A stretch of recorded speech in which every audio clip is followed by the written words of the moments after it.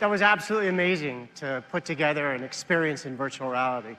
And it's clear that the future of entertainment is built with imagination and creativity and, again, enormous amounts of data. And data is the foundation of innovation, and of course it's impossible to talk about data without thinking about the future of computing itself. This is something we've been tackling at Intel since our earliest days. Tonight at CES, I want to give you a preview of where computing will go next. One of the fascinating developments is the rise of neuromorphic computing. We've been building something that truly mimics the way that the brain observes, learns, and understands. Our research efforts have produced a prototype chip called Loihi. To understand more, let's hear from some of our team that has been working on it. Traditional computing rests on this basic idea of you have two computing elements, a CPU and a memory. And neuromorphic computing is throwing that out and starting from a completely different point on the architectural spectrum. Our own brains are remarkable in what they can do. We're simply trying to learn from what our brains, the brains of animals, can do to make systems that are smarter and more efficient. And what we're looking for is to connect all of the neurons in the chip, much like we would with an actual brain. So neuromorphic computing is basically the concept that we're going to simulate the brain in silicon. Neuromorphic computing will show up where they find an application that benefits from being able to embed the intelligence into a device, initially in areas of robotics, autonomous vehicles, where the power and the size and the adaptability are really beneficial. There's a number of different ways it can go, and we can see it filling out the whole extent of machine learning as people have envisioned. So it's a generalization of computer architecture to really provide the right tool to implement artificial intelligence. What Loihi provides is just like your brain, it's going to connect up neurons to get together, and the way your brain learns is it changes the connectivity between your neurons. What Loihi gives you is the capability to build a network, and then you feed in data, and then it will change the network as you're going and learning, and then we'll tell you what the result is online, at the edge, in low power. It's really fun to be a part of a project where we have the strength of a company like Intel to invest in these areas and to really solve these hard problems with the whole portfolio of great technology and talent. And neuromorphic computing is an extremely hard problem, but it's one that Intel's scale and expertise can really be brought to bear and make a real difference in the industry and for the world.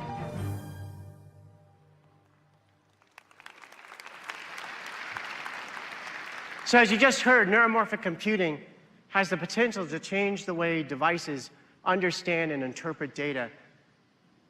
But of course, that doesn't happen automatically, and these devices have to be trained with data in the same way that the brain learns something new for the first time.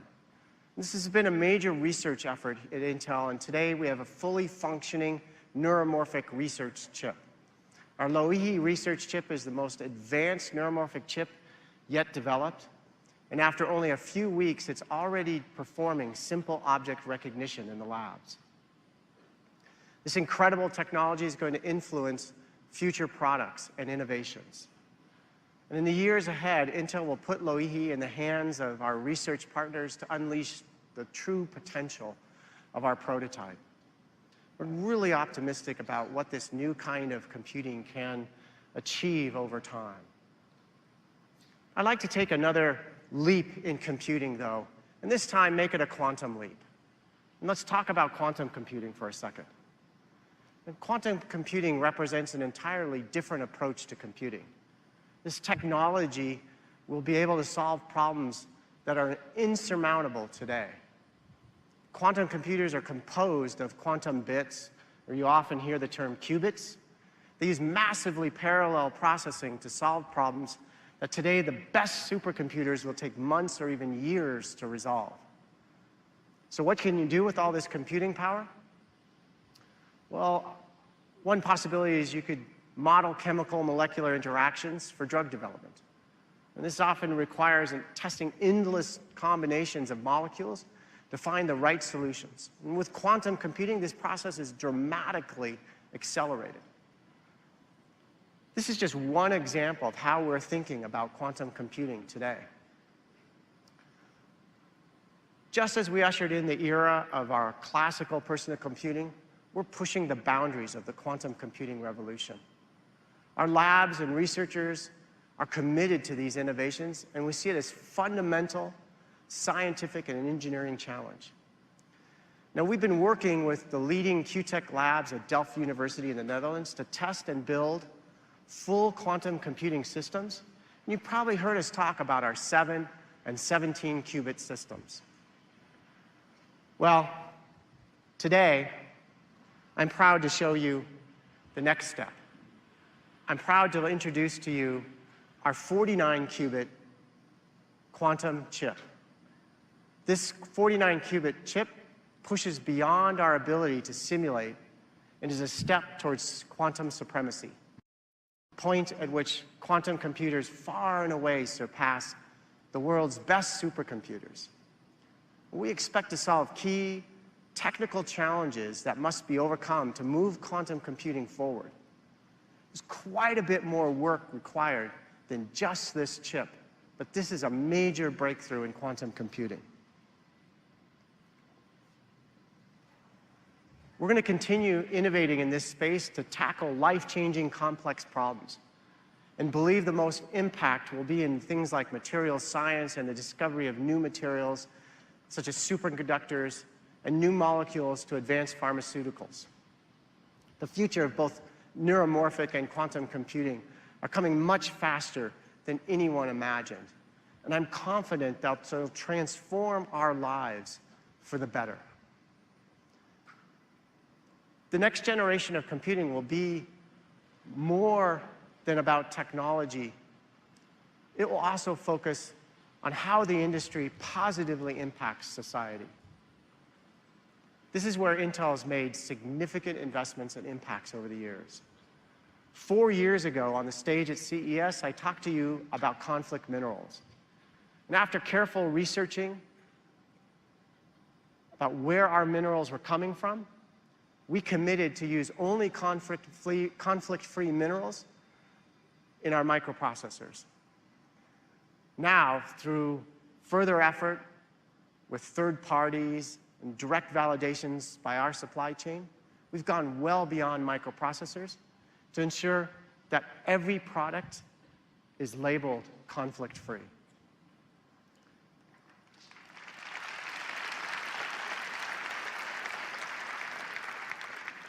Three years ago, we took a hard look at the data about women and underrepresented minorities in the technology industry. And we knew change was needed. In 2015, we set a goal to invest $300 million over 5 years to improve diversity in our workplace. And I'm pleased to share with you that we've had great success. We've increased the diversity of Intel's US workforce, and we'll reach our full representation by the end of 2018, a full 2 years earlier than we committed. And that's a major milestone for the industry.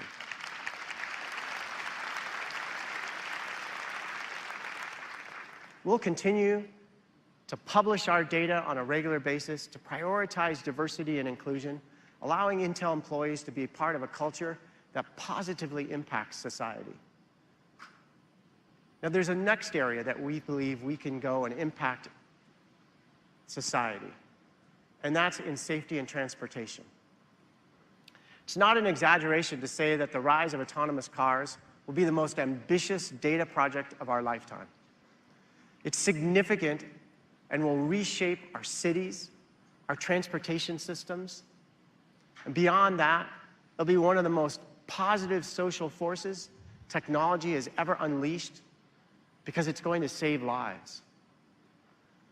Autonomous driving studies estimate that over 1.25 million lives could be saved as a result of fewer fatal car accidents.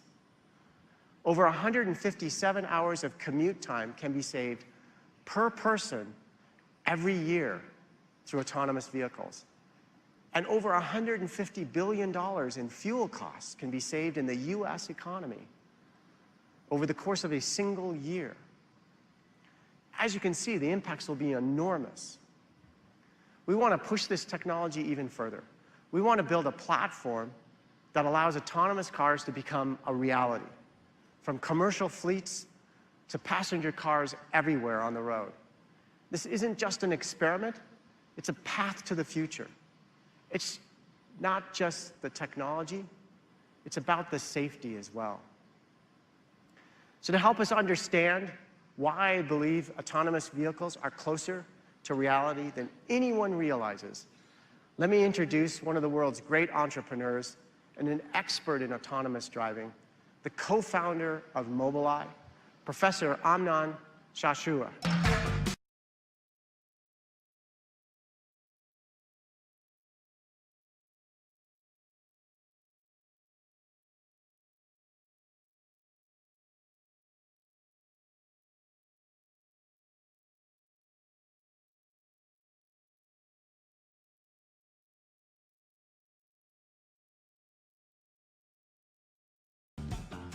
Welcome to CES, Amnon, a great entry.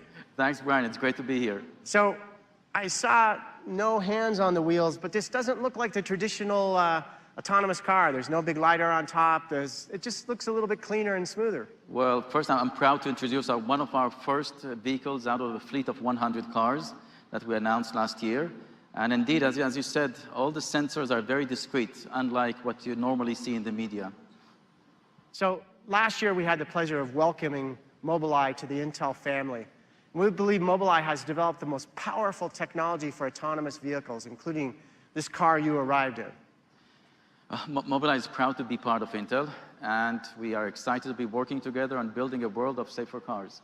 Yeah, so I think this audience would be interested a little bit in understanding how exactly the Mobileye technology can lead us to a safer future with fewer accidents, and how you really see it playing out. Well, it starts with sensors. We have cameras, about 12 cameras around the car. We have a cocoon of radars and laser scanners, LiDARs, all fed into high-performance computing system on chips from Mobileye and an Atom architecture by Intel.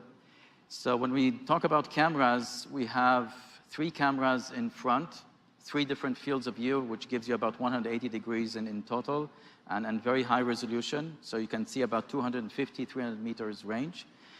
We have cameras, wing cameras and side cameras that give you half a sphere on the side, a rear camera, and then 4 parking cameras, altogether 12 cameras, and then radars and LiDARs for redundancy. And I think we'll say bye-bye to Yaman. Thank you. So the social cost of road accidents is just too great, and we believe building trust between our consumers and the vehicles is critical. So we have identified 4 areas that we are addressing to make autonomous vehicle real. First is sensing, and that includes all the high-performance computing. Then mapping, driving policy, which is about planning decisions and merging into traffic, and then models that provide safety guarantees, which are coordinated with government regulations. Okay, so let's start with sensing, since that's like really the root of these cars. I have this great visual of a car behind us. Can you help us understand what role Mobileye plays in the sensors? Well, let's start with today. Today, Mobileye system on chip and software powers driving assist cameras on over 24 million cars. So 9 million of them installed during 2017. Now, we had 30 design wins with 27 car makers during 2017, and we'll be launching 15 production programs in 2018. So most likely, if you're driving a vehicle equipped, if you're driving a vehicle, it's equipped with Mobileye, and this is real reality. And our technology enables driving assist functions such as automatic emergency braking, lane keeping support, traffic sign recognition, and much more. And we are in many different car brands on the road. This includes Ford, GM, Audi, BMW, Honda, Nissan, Hyundai, and many more. Okay, so can we talk about how this all works? And so I've got the sensors now. How does it really come together? Well, there are 3 pieces. So in the car that you have just seen, you have an architecture of computing that processes the raw sensor signals and creates an environmental model with every detail around the car. So we're talking about road users, objects, and drivable paths. Then we have massively advanced driving policy software, and using reinforcement learning that makes decisions of driving maneuvers that are, and including assertive ones, and providing safety guarantees together. Into this mix comes also high-definition maps, which creates further redundancy and foresight of drivable paths to make sure that nothing of value is missed by the system. So I think you and I are big advocates of this technology. How fast do you think this is advancing? What's the rate of advancement here?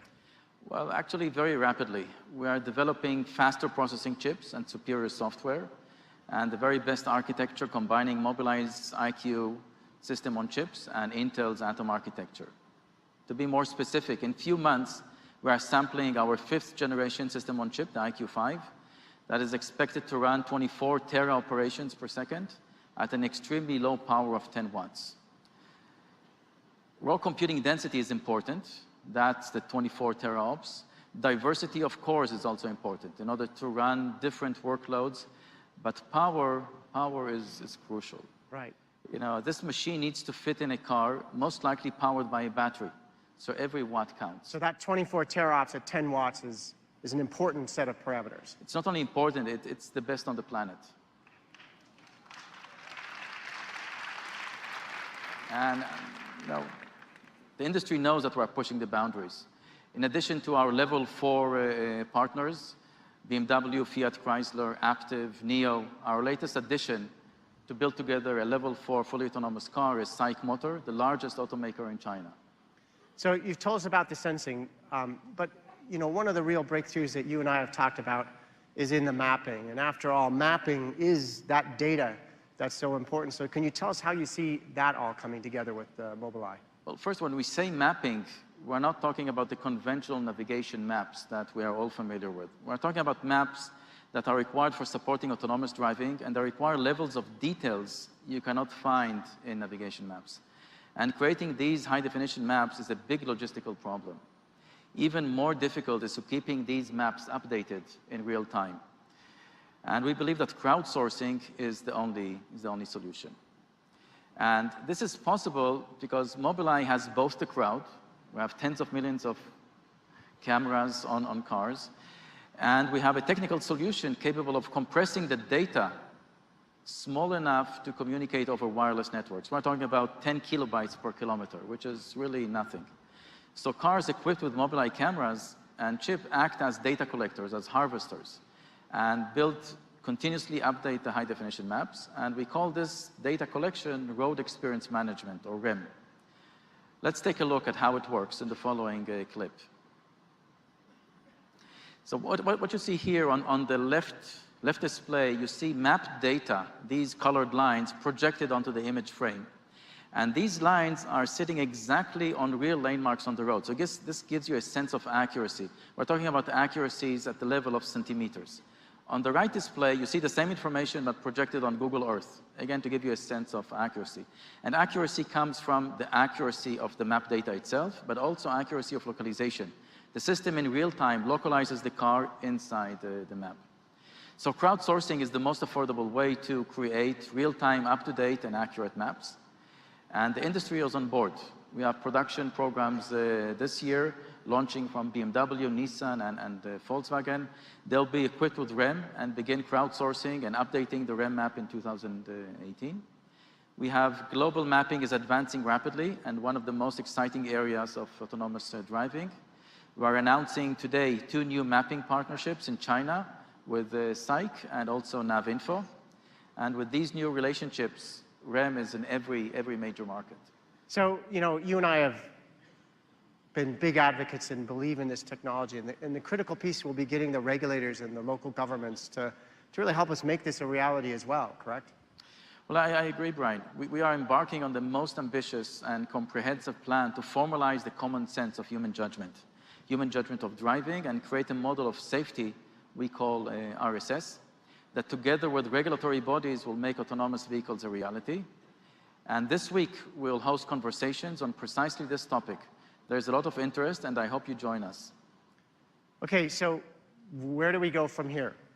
Well, I think it is time for you to take a tour in our technology and take it out on the roads. And the car that you have just seen is yours, and you'll start driving with it from home to work. Thanks a lot. Thank you.